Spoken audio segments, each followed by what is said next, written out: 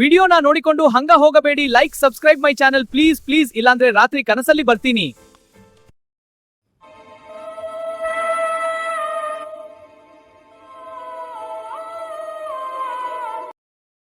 ನಮಸ್ತೆ ಸ್ನೇಹಿತರೆ.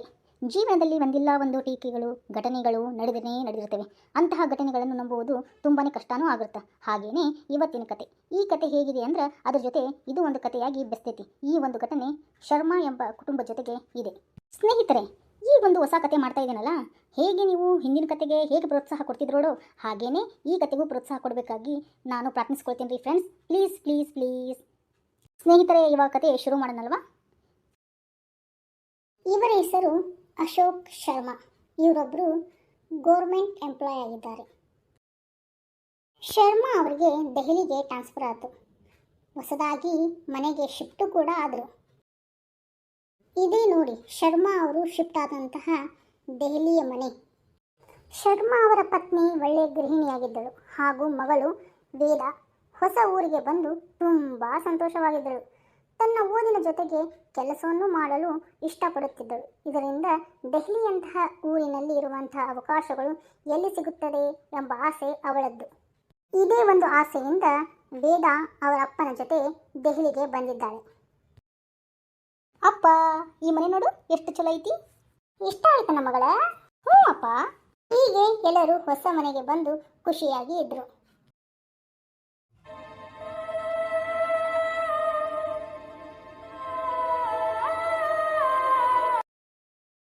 ಅಪ್ಪ, ಮನೆ ಏನೋ ಚೆನ್ನಾಗಿದೆ, ಆದರೆ ತುಂಬ ಹಳೆ ಮನೆ ಅನಿಸುತ್ತೆ ಅಲ್ವಾ ಅಪ್ಪ? ಹೌದು ಮಗಳ, ನಿನಗೆ ಗೊತ್ತಿದೆಯಲ್ಲ ವೇದ, ದಿಲ್ಲಿಯಲ್ಲಿರುವಂತಹ ದೊಡ್ಡ ಊರಲ್ಲಿ ಮನೆ ಬಾಡಿಗೆ ಸಿಗೋದೇ ಒಂದು ದೊಡ್ಡ ಕಷ್ಟ. ಆ ಕಷ್ಟದಲ್ಲೇ ಅದು ಈ ಒಂದು ಊರಲ್ಲಿ ಮನೆ ಹುಡುಕೋದು, ಅದು ಬಾಡಿಗೆ ತೊಗೊಳೋದು ಅಂದರೆ ತುಂಬಾ ಕಷ್ಟ. ಅಂಥದ್ರಲ್ಲೇ ಈ ಮನೆ ಆಫೀಸಿಗೆ ತುಂಬ ಸಮೀಪ ಆಗೈತಿ. ಅದಕ್ಕೆ ನೋಡುತ್ತನ ಈ ಮನೆನ ನಾನು ಒಪ್ಕೊಂಡ್ಬಿಟ್ಟೆ ನೋಡ್ವೇದ. ಹೌದಾ ಅಪ್ಪ?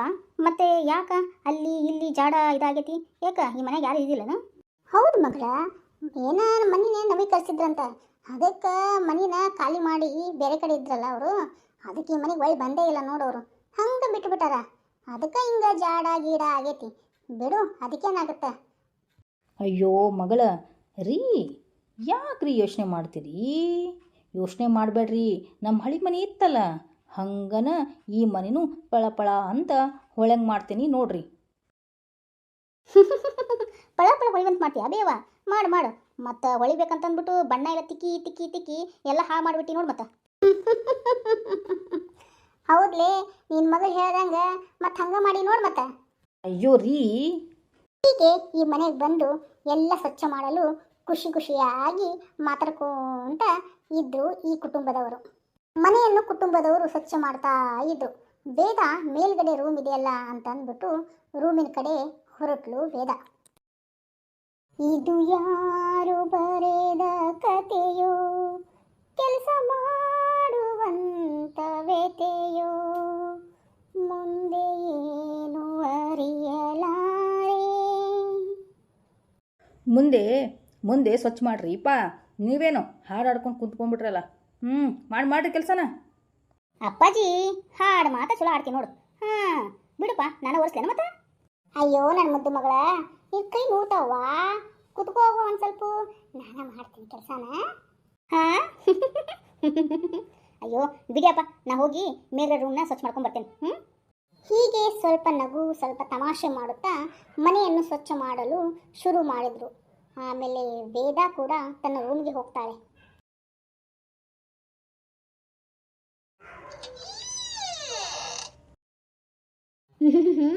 ಏನು ಕೆಟ್ಟ ವಾಸನೆ ಬರ್ತಾ ಇದೆಯಪ್ಪ.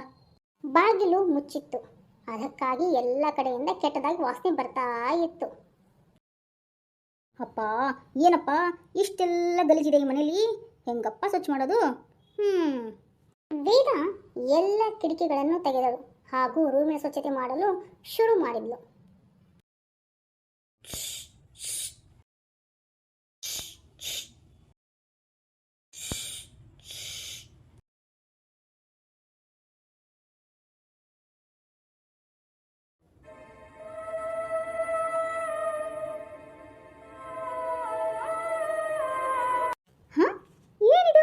ರಕ್ತದ ಕಲೆ ಥರಾನೇ ಕಾಣಿಸುತ್ತಲ್ಲ.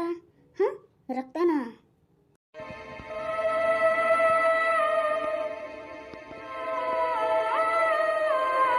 ಅಯ್ಯೋ, ನಾನೇ ಹಿಂಗಾಡಕತ್ತೀನಿ.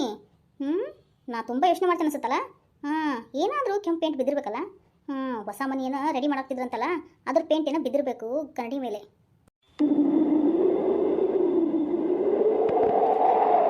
ಹಾಂ, ಈ ಪರ್ದಿ ಹೀಗ್ಯಾಕೆ ಹಾಳಾಗತೈತಿ? ಹೊರಗಡೆ ಗಾಳಿ ಏನೂ ಇಲ್ವಲ್ಲ. ನನಗೆ ಅನಿಸುತ್ತೆ ಇಲ್ಲಿ ಏನೋ ವಿಚಿತ್ರ ಇದೆ ಅಂತ. ವೇದಾಗೆ ಆ ಮನೆ ತುಂಬ ವಿಚಿತ್ರ ಅನಿಸಿತ್ತು. ಆದರೂ ಅವಳು ಗಮನನೇ ಹರಿಸ್ತಿಲ್ಲ. ಆದರೂ ಸ್ವಚ್ಛತೆ ಮಾಡೋದ್ರಲ್ಲೇ ಬ್ಯುಸಿ ಆಗ್ಬಿಟ್ಲು ವೇದ.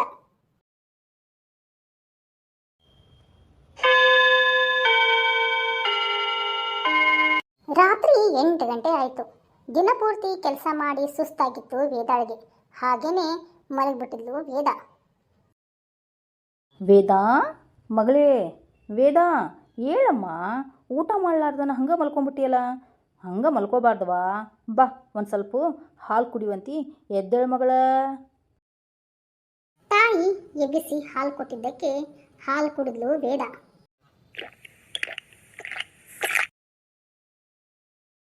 ಹಾಲು ಕುಡಿದು ಮತ್ತೆ ಮಲಗಿಬಿಟ್ಲು ವೇದ.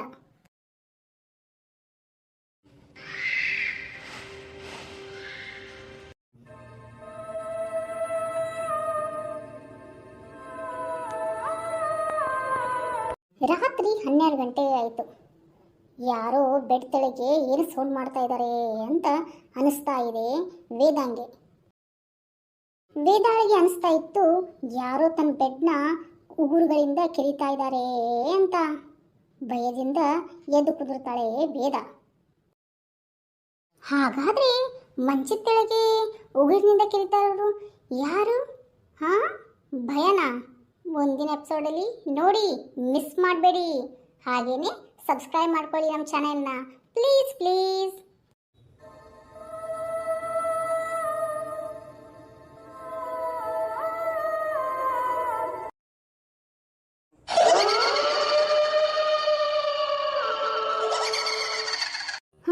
ಇದೇನಿದೆ ಸೌಂಡು? ಮಂಚದ ಕೆಳಗೆ ಈ ಥರ ಕೆರ್ದಂಗೆ ಸೌಂಡ್ ಬರ್ತಾ ಇದೆಯಲ್ಲ, ಯಾರಾದರೂ ಇದ್ದಾರಾ? ಧೈರ್ಯ ಮಾಡಿ ಬಗ್ಗಿ ನೋಡೋಬಿಡ್ಲಾ ಮಂಚದ ಕೆಳಗೆ? ಹೀಗೆ ವೇದ ಅಂದುಕೊಂಡು ಮಂಚದ ಕೆಳಗೆ ಬಗ್ಗಿ ನೋಡಿದ್ಲು. ಧೈರ್ಯವಾಗಿ ಮಂಚದ ಕೆಳಗೆ ಬಗ್ಗಿ ನೋಡೇ ಬಿಟ್ಲು ವೇದ. ಅಲ್ಲಿ ಇಲ್ಲಿ ಯಾರು ಇಲ್ಲ. ಮತ್ತೆ ಹೆಂಗೆ ಶಬ್ದ ಬಂತು? ಮಂಚದ ಕೆಳಗೆ ಬಗ್ಗಿ ನೋಡಿದ ವೇದಾಳಿಗೆ ಅವಾಗ ಸಮಾಧಾನ ಅನಿಸ್ತು, ಯಾರು ಇಲ್ಲ ಅಂತ. ಇನ್ನೇನು ಆರಾಮಾಗಿ ಮಲ್ಕೊಳ್ಳೋಣ ಅನ್ನುವಷ್ಟರಲ್ಲಿ ಆದರೂ ಎಲ್ಲ ಸರಿನೇ ಐತಲ್ಲ, ಮತ್ತು ಶಬ್ದ ಹೆಂಗೆ ಬಂತು? ಆದರೂ ವೇದಾಳ ಮನಸ್ಸಿನಲ್ಲಿ ಏನಿದು ಅಂತ ವಿಚಿತ್ರ ಗೊಂದಲ ಇದ್ದೇ ಇತ್ತು.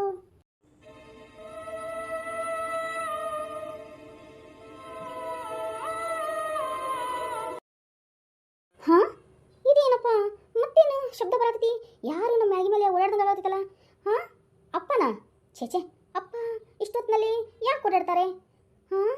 ನೋಡ್ಕೊಂಡು ಬಂದ ಬಿಡ್ಲೇನು ಅನ್ಸುತ್ತೆ.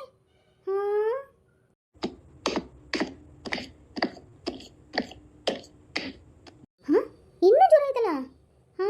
ಯಾರಾದರೂ ಕಳ್ಳ ಬಂದಿದ್ದಾನಾ? ಹೊರಗಡೆ ಹೋಗಿ ನೋಡ್ಕೊಂಡು ಬರ್ತೀನಿ ತಡಿ. ಹೀಗೆ ಅಂದುಕೊಂಡು ವೇದ ತನ್ನ ಹಾಸಿಗೆಯಿಂದ ಇಳಿದು ತನ್ನ ರೂಮಿನ ಹೊರಗೆ ಬಂದಳು.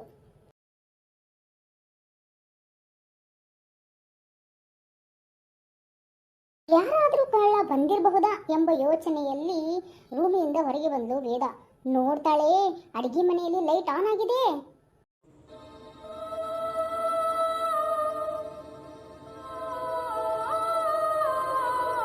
ಅಡಿಗೆ ಮನೆಯಲ್ಲಿ ಲೈಟ್ ಆನ್ ಆಗ್ಬಿಟ್ಟಿದೆ. ಯಾರಾದರೂ ಕಳ್ಳ ಅಡಿಗೆ ಮನೆಯಲ್ಲಿದ್ದಾನಾ? ಭಯದಿಂದ ಮನಸ್ಸಿನಲ್ಲಿ ವಿಚಿತ್ರವಾಗಿದೆಯಲ್ಲ ಅನ್ಕೊಂತಾನೆ ವೇದ ನಿಧಾನವಾಗಿ ಅಡಿಗೆ ಮನೆ ಕಡೆ ಹೋದ್ಲು. ಹೀಗೆ ಅಂದುಕೊಳ್ಳುತ್ತಾ ಅಡಿಗೆ ಮನೆಗೆ ಇನ್ನೇನು ಎಂಟ್ರಿ ಮಾಡೋಣ ಅನ್ನುವಷ್ಟರಲ್ಲಿ ಕರೆಂಟೇ ಹೋಗ್ಬಿಡ್ತು.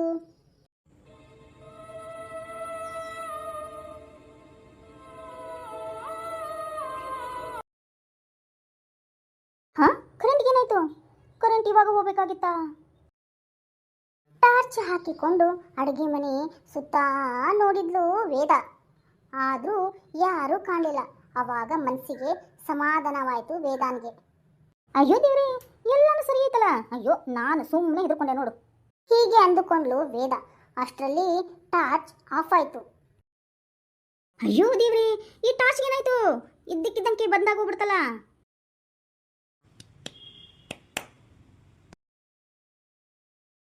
ಅಬ್ಬಾ, ಅಂತೂ ಇಂತೂ ಟಾರ್ಚ್ ಆನ್ ಆಯ್ತು ನೋಡು. ಟಾರ್ಚ್ ಆನ್ ಆದ್ಮೇಲೆ ಅಚಾನಕ್ಕಾಗಿ ನೋಡ್ತಾಳೆ, ಎದುರುಗಡೆ ಅವ್ರ ಅಮ್ಮ ಇದ್ದಾಳೆ. ಅಯ್ಯವ್ವ, ಇಲ್ಲ ನಿಂತಿಯಲ್ಲ, ನನಗೆ ಎದುರಿಸಿ ಬಿಟ್ಟು ನೋಡಿ ನೀನು. ಈಗ ಬೇಗಿಂದ ಅಂದುಕೊಳ್ಳುತ್ತಾ ಮತ್ತೆ ಟಾರ್ಚ್ ಆಫ್ ಆಯ್ತು. ಇದು ಮತ್ತೆ ಬಂದಾಯ್ತಲ್ಲ, ಏನಾಗಿದೆ ಈ ಬ್ಯಾಟ್ರಿಗೆ? ಮತ್ತೆ ಬ್ಯಾಟ್ರಿ ಆನ್ ಆಯ್ತು. ಬ್ಯಾಟ್ರಿ ಹಚ್ಚಿ ನೋಡ್ತಾಳೆ, ಗಾಬರಿಯಿಂದ ಅಮ್ಮ ಇಲ್ಲಿ. ಯಾಕಂದ್ರೆ ಅವರಮ್ಮ ಅವಳ ಮುಂದೆ ಇರಲಿಲ್ಲ. ಅಮ್ಮ ಅಮ್ಮ, ಇಲ್ಲಿ ಇದ್ಲಲ್ಲ ನಮ್ಮಮ್ಮ, ಎಲ್ಲೋಯ್ತು?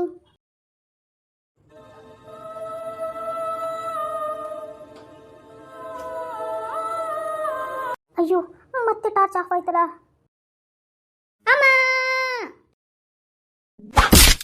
ಅಯ್ಯೋ, ಬೇರಾಗಿ ಏನಾಯ್ತು? ನೆಕ್ಸ್ಟ್ ಪಾರ್ಟಲ್ಲಿ ನೋಡಿ, ಮಿಸ್ ಮಾಡಬೇಡಿ.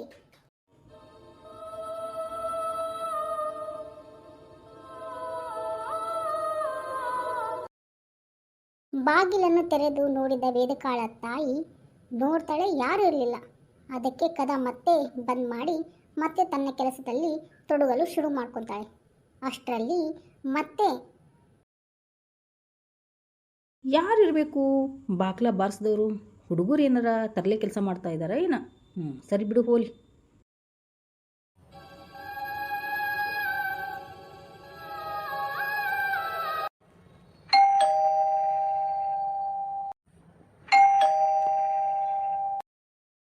ಹಾಂ, ಇದು ಯಾರಪ್ಪ? ಇವಾಗಾದರೂ ಬಾಗ್ಲ ತೆಗೆದು ನೋಡಿದೆ, ಯಾರು ಇರಲಿಲ್ಲ. ಮತ್ತೆ ಯಾರು ಕದ ಬಾರಿಸ್ತಾ ಇದ್ದಾರೆ? ಹೀಗೆ ಅಂದುಕೊಂಡು ಬಾಗಿಲನ್ನು ತೆರೆದು ನೋಡ್ತಾಳೆ ವೇದಾಳ ತಾಯಿ.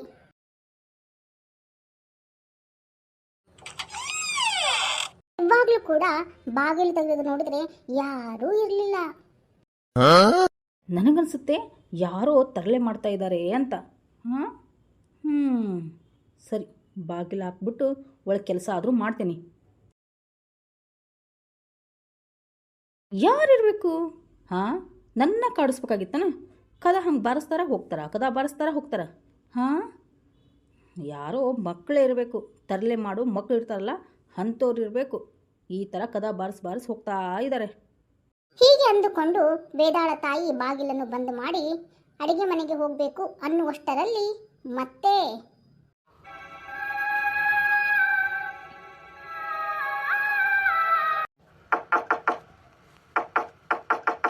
ಏನಪ್ಪ, ಇಷ್ಟೊತ್ತನ ಬಾಗಿಲು ಕಾಲಿಂಗ್ ಬೆಲ್ ಆಗ್ತಾಯಿತ್ತು, ಇವಾಗೇನು ಕೈಲ ಬಡಿತಾ ಇದ್ದಾರಲ್ಲ?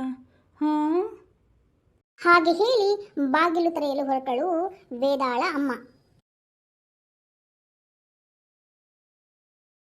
ಹಾಂ, ಅಯ್ಯೋ ಶಿವನೇ, ಇವಾಗೂ ಯಾರಿಲ್ಲಲ್ಲಪ್ಪ. ಹಾಂ, ಏನಿದೆ ವಿಚಿತ್ರ? ಹಾಂ, ಕದ ಹಾಕ್ಕೊಂಡು ಹೋಗ್ಬಿಡೋಣ. ಅಯ್ಯೋ ದೇವರೇ. ಹೀಗೆ ಅಂದುಕೊಂಡು ವೇದಾಳ ತಾಯಿ ತುಂಬ ಹೆದರ್ಕೊಂಡ್ಬಿಟ್ಲು. ಹಾಂ, ಇವಾಗೂ ಯಾರಿಲ್ವಾ? ಅಯ್ಯೋ ದೇವರೇ. ಹೀಗೆ ಅಂದುಕೊಂಡು ವೇದಾಳ ತಾಯಿ ಬಾಗಿಲನ್ನು ಬೇಗನೆ ಬಂದು ಮಾಡಿಬಿಟ್ಟು ಓಡ್ಕೊಂಡು ಬಂದು ಇನ್ನೇನು ಸೋಫಾದ ಮೇಲೆ ಕುಂದಿರಬೇಕು ಅನ್ನುವಷ್ಟರಲ್ಲಿ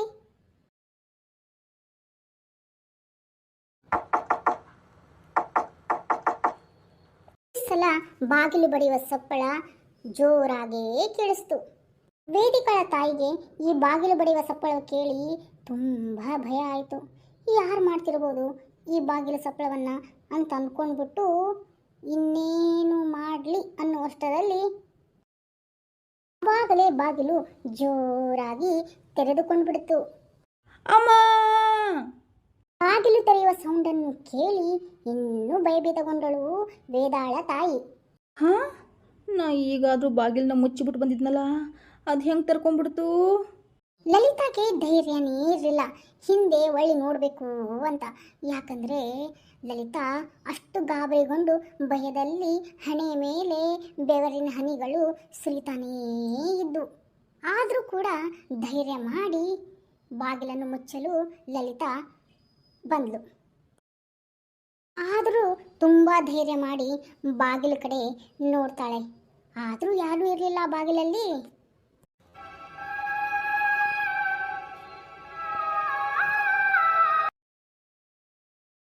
ಸಾಯಂಕಾಲ 6 ಗಂಟೆಗೆ ವೇದ ಮನೆಗೆ ಬಂದ್ಲು.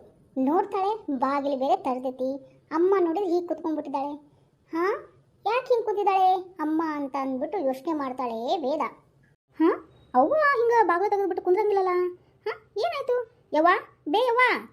ಒಳಗೆ ಬಂದು ನೋಡಿದ ವೇದ ಅವ್ರ ತಾಯಿ ಗಾಬರಿಯಾಗಿರೋದನ್ನು ಕಂಡು ಯವ್ವ ಅಂತ ಕರೀತಾಳೆ. ಯವ್ವ ಯವ್ವ, ಯಾಕೆ ಬೇ, ಏನಾಯ್ತು? ಬಾಗ್ಲ ಬೇರೆ ಹಂಗೆ ತೆಗೆದ್ಬಿಟ್ಟು ಹಿಂಗೆ ಕುಂತಿದಿ. ನೀ ನೋಡ್ರ ಬಾಗ್ಲ ತೆಗಿಲಾರ್ದ ಕುಂದ್ರಂಗಿಲ್ಲ, ಯಾಕೆ, ಏನಾಯ್ತು ಯವ್ವ? ವೇದಾಳ ಮುಖ ನೋಡಿ ಅವ್ರ ತಾಯಿಗೆ ಸ್ವಲ್ಪ ನಿರಾಳ ಅನಿಸ್ತು. ಆಮೇಲೆ ಆಗಿರುವ ಎಲ್ಲ ಘಟನೆಯನ್ನು ಮಗಳಿಗೆ ಹೇಳ್ತಾಳೆ. ಅಯ್ಯವ್ವ, ಇಷ್ಟನ, ಅದಕ್ಕೆ ಹೆದರ್ಕೊಂಡಿ? ನಾವಿಲ್ಲಿ ಹೊಸ್ತಾ ಬಂದೇವಲ್ಲ, ಇಲ್ಲಿ ತರಲೆ ಮಕ್ಕಳುಗಳಿದಾರಲ್ಲ, ಅವರೇ ಬಂದು ಏನಾದರೂ ಬಾಗ್ಲ ಬಡ್ತಿರ್ಬೇಕು ತರಲೆ ಮಾಡಕ. ಅದಕ್ಕೆ ತಲೆ ಕೆಡಿಸ್ಕೊಂತೀವಿ.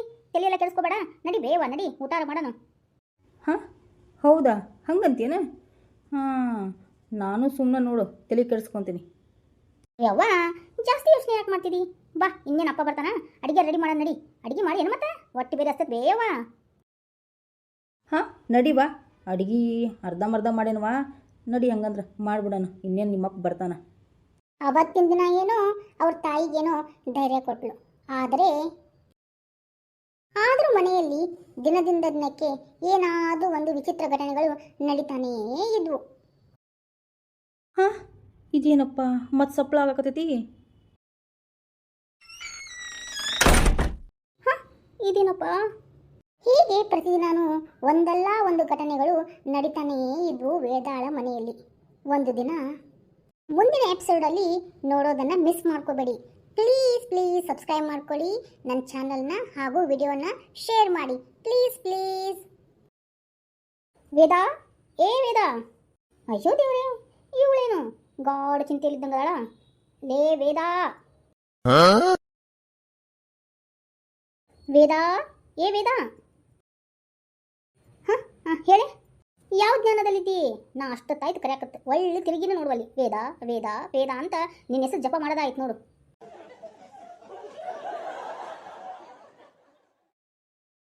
ಯಾಕೆ ಯಾಕೆ ಅಷ್ಟು ಗಾಬರಿ ಆಗಿದ್ದೀವಿ ವೇದ?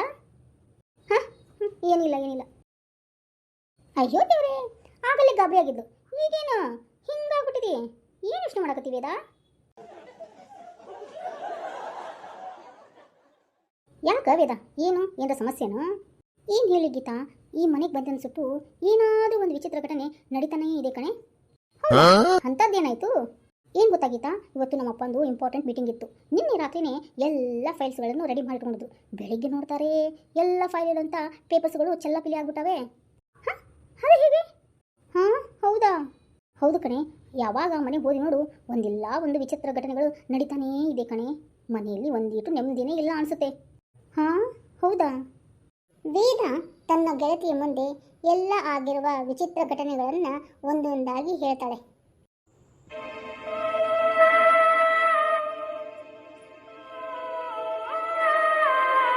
ಹಾಂ, ಇಷ್ಟೊಂದು ವಿಚಿತ್ರ ಘಟನೆಗಳು ನಿಮ್ಮ ಮನೇಲಿ ನಡೀತಾ ಇದೆ ಅಂದರೆ ನೀ ಯಾರಿಗಾದ್ರೂ ಮನೆ ತೋರಿಸ್ಬೇಕಲ್ವಾ?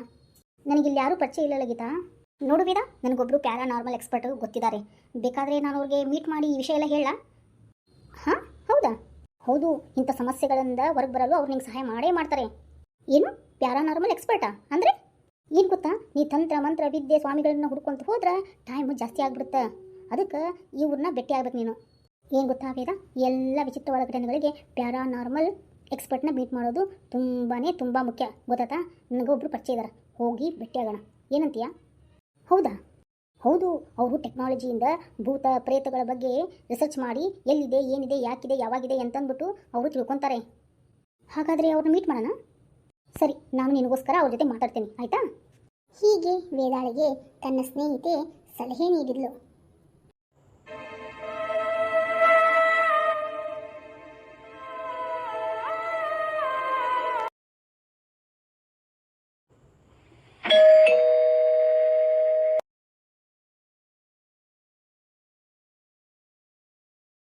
ಹಾಂ ಹೇಳಿ ಯಾರು? Hi, I am Harsha. I am para normal expert.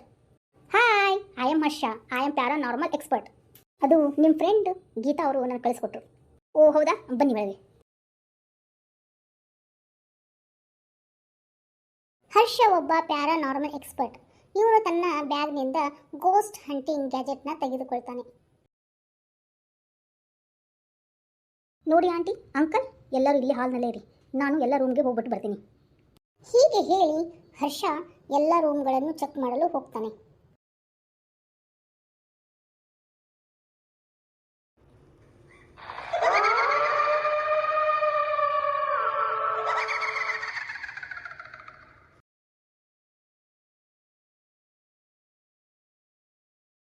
ಈ ರೀತಿಯಾಗಿ ಎಲ್ಲ ಮನೆಯನ್ನು ರಿಸರ್ಚ್ ಮಾಡ್ತಾನೆ ಹರ್ಷ.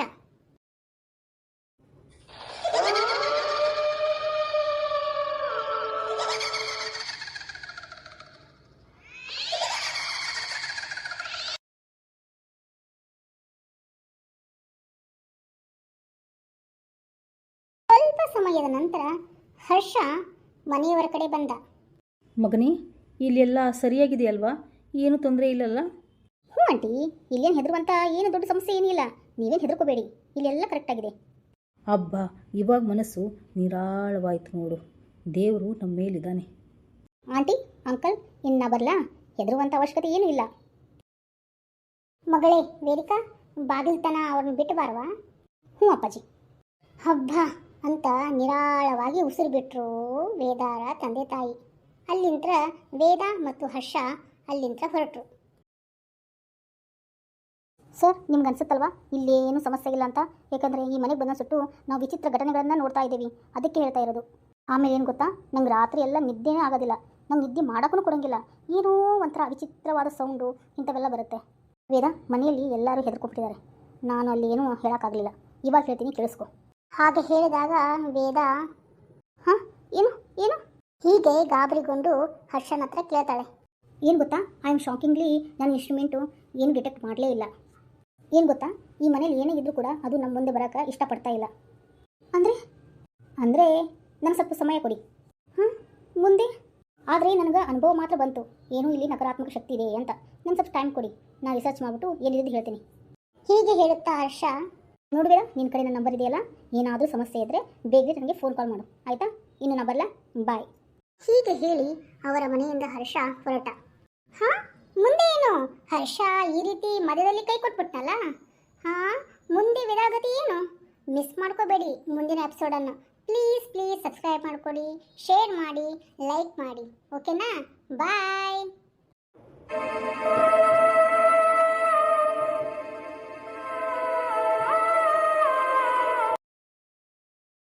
ಮರುದಿನ ಬೆಳಿಗ್ಗೆ ನೋಡಿದರೆ ಮನೆಯಲ್ಲಿ ಎಲ್ಲ ಸಾಮಾನುಗಳು ಅಲ್ಲೊಂದು ಇಲ್ಲೊಂದು ಎಲ್ಲ ಬಿದ್ದುಬಿಟ್ಟಿದ್ದಾವೆ.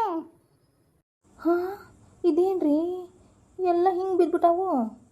ಮನೆಯಲ್ಲಿರುವ ಎಲ್ಲ ಸಾಮಾನುಗಳು ಚಿಲ್ಲಾಪಿಲ್ಲಿಯಾಗಿ ಅಲ್ಲೊಂದು ಇಲ್ಲೊಂದು ಬಿದ್ದುಬಿಟ್ಟಿದ್ವು. ಆದರೂ ಅವ್ರ ಮನಸ್ಸಲ್ಲಿ ಗೊಂದಲ ಇದ್ದೇ ಇತ್ತು. ಅಷ್ಟರಲ್ಲಿ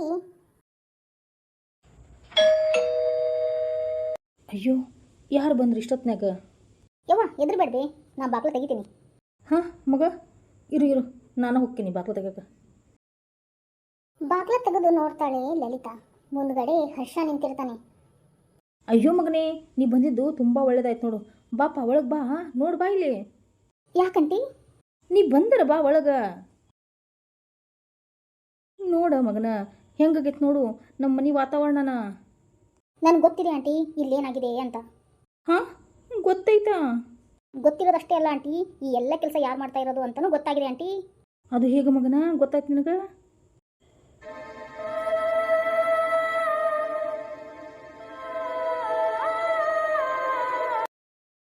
ನೋಡಿ ಆಂಟಿ, ಅಂಕಲ್, ನಾನು ನಿನ್ನೆ ಬಂದಾಗ ಇಲ್ಲಿಂದ ಹೋಗೋ ಮುಂದೆ ಹಾಂ ಏನಾಯ್ತು? ಭಯ ಪಡಬೇಡಿ ಅಂಕಲ್, ಕೆಲವೊಂದು ಇನ್ಸ್ಟ್ರೂಮೆಂಟ್ಗಳನ್ನು ಈ ಮನೆಯಲ್ಲಿ ಅಂಟಿಸ್ಬಿಟ್ಟು ಹೋಗಿದ್ದೆ. ಅಂದ್ರೆ ಏನಾ ಮಗನ? ಅಂದರೆ ಅಂಕಲ್, ಗೋಸ್ಟ್ ಹಂಟಿಂಗ್ ಕ್ಯಾಮ್ರಾ ಅಂತ ಸಿಗುತ್ತೆ ಅಂಕಲ್, ಅದನ್ನೆಲ್ಲ ಒಂದೊಂದು ಕಡೆ ಅಂಟಿಸ್ಬಿಟ್ಟು ಹೋಗಿದ್ದೆ ಅಂಕಲ್. ಮತ್ತೇನ ಮಗನ, ಅದು ಒಂದೇ ಇರ್ತೈತನ? ಅಷ್ಟೇ ಅಲ್ಲ ಆಂಟಿ, EMF ಮೀಟರ್ ಅಂತ ಅದನ್ನು ಕೂಡ ಅಂಟಿಸ್ಬಿಟ್ಟು ಹೋಗಿದ್ದೆ. ಹಾಂ, ಇದರಿಂದ ಏನಾಗುತ್ತೆ ಮಗನ? ಇದರಿಂದ ಆಂಟಿ, ನಿಮ್ಮ ಮನೆಯಲ್ಲಿನ ನಾನು ರಾತ್ರಿ ಪೂರ್ತಿ ಕಣ್ಗಾವಲು ಇಟ್ಟಿದ್ದೆ. ಅಂದ್ರೆ ಈ ಲ್ಯಾಪ್ಟಾಪ್ ಮೂಲಕ ನಿಮ್ಮ ಮನೆ ಒಳಗೆ ಏನಾಗುತ್ತೆ ಏನಿಲ್ಲ ಅನ್ನೋದನ್ನು ನೋಡ್ತಾ ಇದ್ದೆ ಆಂಟಿ. ಆಂಟಿ ಅಂಕಲ್ ಭಯ ಪಡಬೇಡಿ, ಇಲ್ಲಿ ಎಲ್ಲ ಸಾಮಾನುಗಳು ಮುರಿದಿರೋಕ್ಕೆ ಚಿಲ್ಲಪಿಲ್ಲಿ ಮಾಡಿದಿರೋಕ್ಕೆ ಕಾರಣ ಯಾರು ಗೊತ್ತಾ? ಇಲ್ಲಿರುವಂಥ ನಕಾರಾತ್ಮಕ ಶಕ್ತಿ. ಹಾಂ ಹಾಂ ಹಂಗಂದ್ರೆ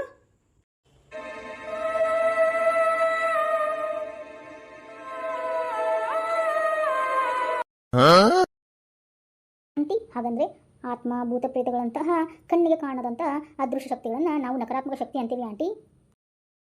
ಅಂಕಲ್ ನಿಮ್ಮ ಇನ್ಸ್ಟ್ರೂಮೆಂಟಿಂದ ಏನು ಪತ್ತೇನಾಗಲಿಲ್ಲ, ಆದರೂ ನನ್ನ ಮನಸ್ಸಲ್ಲಿ ಅನಿಸ್ತಾ ಇತ್ತು ಏನೋ ಒಂದು ಸಮಸ್ಯೆ ಮಾತ್ರ ಇದೆ ಅಂತ.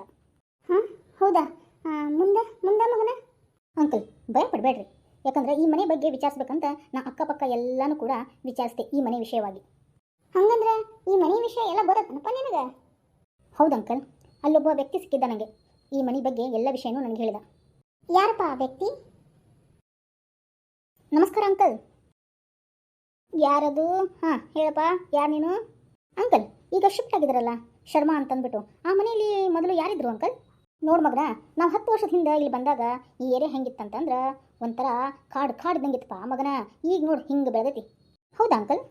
ಹೌದಪ್ಪ, ಇಲ್ಲಿ 4 ಅಂದರೆ 4 ಮನೆ ಇದ್ವು, ಅದ್ರಾಗ ಒಂದು ಮನೆ ಅದು ಶರ್ಮಾ ಅದರಲ್ಲ ಆ ಮನೆ, ಯಾವಾಗ ನೋಡಿದ್ರು ಬಂದನೇ ಇರ್ತಿತ್ತು. ನಾವು ಬರೋಕ್ಕಿಂತ ಮೊದಲೇ ಇಲ್ಲಿ ಯಾರಿದಾರಂತ ನನಗೆ ಗೊತ್ತಿಲ್ಲಪ್ಪ, ಹಂಗೆ ಇಲ್ಲೆಲ್ಲ ಇರೋದಾಗದಾರಲ್ಲ ಅವ್ರಿಗೆ ಗೊತ್ತಿಲ್ಲ ಅಂತ ಅನ್ಸುತ್ತೆ ನನಗೆ. ಅಂಕಲ್ ಪ್ಲೀಸ್, ಯಾರಿಗಾದ್ರೂ ಈ ವಿಷಯ ಗೊತ್ತಿರಬೇಕಲ್ಲ ಆ ಮನೆ ಬಗ್ಗೆ. ಅಲ್ಲೊಂದು ಮನೆ ಕಾಣತೈತೆ ನೋಡಪ್ಪ, ಅವರು ಭಾಳ ದಿನಗಳಿಂದ ಅಲ್ಲೇ ಇರೋದು. ಅಲ್ಲೊಬ್ರು ವಯಸ್ಸಾದ ಅಣ್ಣ ಇದ್ದಾನೆ, ಬೇಕಾದ್ರೆ ಅವ್ರ ಕಡೆ ಏನಾದರೂ ಕೇಳ್ಬೋದು, ಏನಾದರೂ ಫೋನ್ ನಂಬರು ಏನೋ ವಿಷಯ ಗೊತ್ತಾಗ್ಬೋದಲ್ಲ, ಸ್ವಲ್ಪ ಕೇಳಪ್ಪ ಅಲ್ಲೇ ನೀನು. ಸರಿ ಅಂಕಲ್, ಥ್ಯಾಂಕ್ ಯು.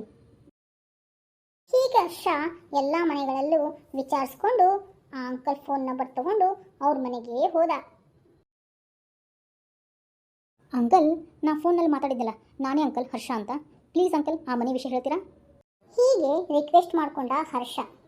ಮಗನ, ಇವತ್ತಿಗೆ 15 ವರ್ಷದ ಹಿಂದ್ಗಡೆ ಆ ಮನೆಯಲ್ಲಿ ರಮೇಶ ಮತ್ತು ಅವರ ಮಗಳು ಕಲ್ಪನಾ ವಾಸವಾಗಿದ್ರಪ್ಪ. ರವಿಯಣ್ಣ ತಗೊಳ್ಳಿ ಸ್ವೀಟ್ನ. ಏನು ಗೆಳೆಯ ರಮೇಶ, ಯಾ ಖುಷಿಗೋಸ್ಕರ ಈ ಸ್ವೀಟು? ಸಂತೋಷದ ವಿಷಯ ಇದೆ ಅಣ್ಣ. ಹಾಂ ಹೌದಾ, ಏನು? ನನ್ನ ಮಗಳಿಗೆ ಮದುವೆ ಫಿಕ್ಸ್ ಆಗೈತೆ ಅಣ್ಣ, ಒಳ್ಳೆ ಸ್ಯಾಲ್ರಿ ಐತಿ, ಒಳ್ಳೆ ಹುಡುಗ ಬೇರೆ. ಅವಳು ಮದುವೆ ಮಾಡಿ ನೆಮ್ಮದಿಯಾಗಿ ಕಣ್ಮುಸ್ತೆ ನೋಡೋಣ.